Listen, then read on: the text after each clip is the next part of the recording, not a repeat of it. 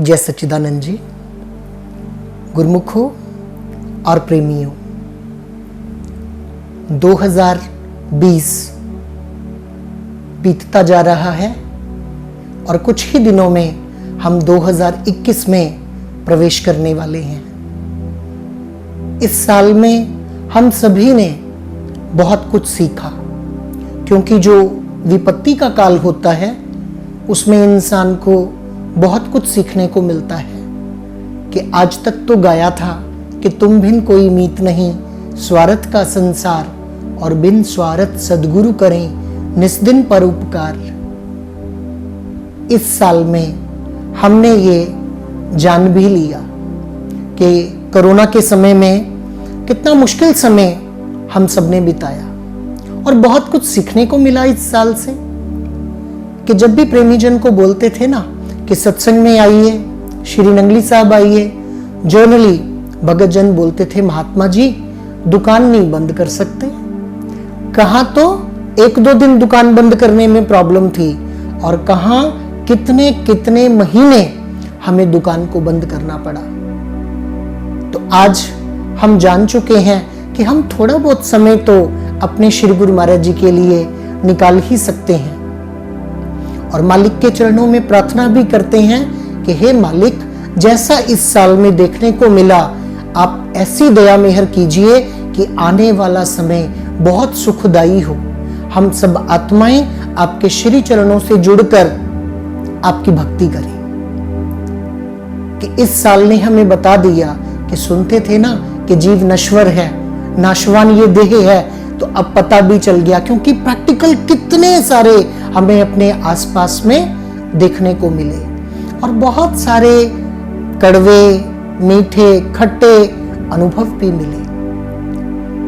तो क्या होता है कि जीवन में परिस्थितियां बदलती रहती हैं। तो अभी जितने कड़वे अनुभव मिले, कई बार क्या होता है कि हम दही जमाते हैं और खट्टा जम जाता है। तो क्या अगले दिन भी उसी दही से, उसी खट्टे से खट्टा दही जमाते जाएंगे और कितनी देर वो खट्टा दही हम खाएंगे? एक ना एक दिन हम उसको छोड़कर नया जामन लेकर आते हैं दही को जमाने के लिए।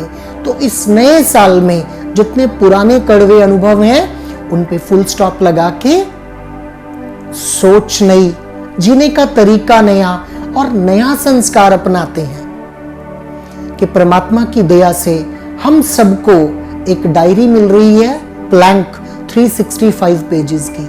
तो कुछ 365 डेज होते हैं ना, तो प्रभु की दया से, श्री गुरु महाराज जी की कृपा से हम सबको वो एक नई डायरी देने जा रहे हैं जिसके 365 पेजेस हैं। तो कोशिश करें कि उस डायरी पर हम इतनी अच्छी अच्छी बातें लिखें कि वो परमात्मा को हम दें। तो परमात्मा को पढ़ के, श्री गुरु महाराज जी को पढ़ के खुशी हो कि मेरे गुरुमुख जन कितनी उन्नति कर रहे हैं इस भक्ति मार्ग में। और सेल्फ रियलाइजेशन, कि आत्मनिरीक्षण कि मैं भक्ति मार्ग पर कहां स्टैंड करता हूं, ये बहुत जरूरी है।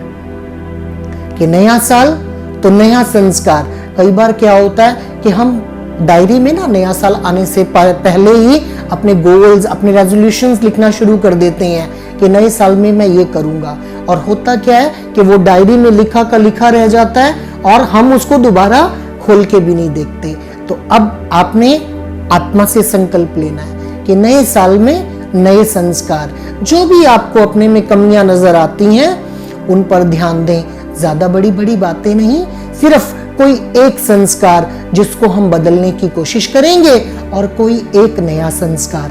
कि इस नए साल में 2021 में हम सब संकल्प लें कि हम अपने दिन की शुरुआत श्री सद्गुरुदेव जी भगवान को याद करते हुए करेंगे।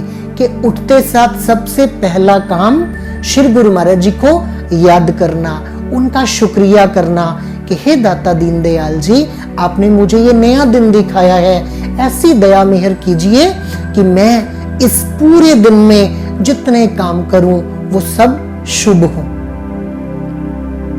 तो एक तो ये काम करना है। दूसरा, एक नया संस्कार बनाएंगे सत्संग सुनने का। कि रोज चाहे 5 मिनट ही सुने पर सत्संग जरूर सुनेंगे, क्योंकि सत्संग सुनने से सुबुद्धि प्राप्त होती है और मुझ आत्मा का मन सहज ही श्री गुरु महाराज जी के श्री चरणों से जुड़ता है।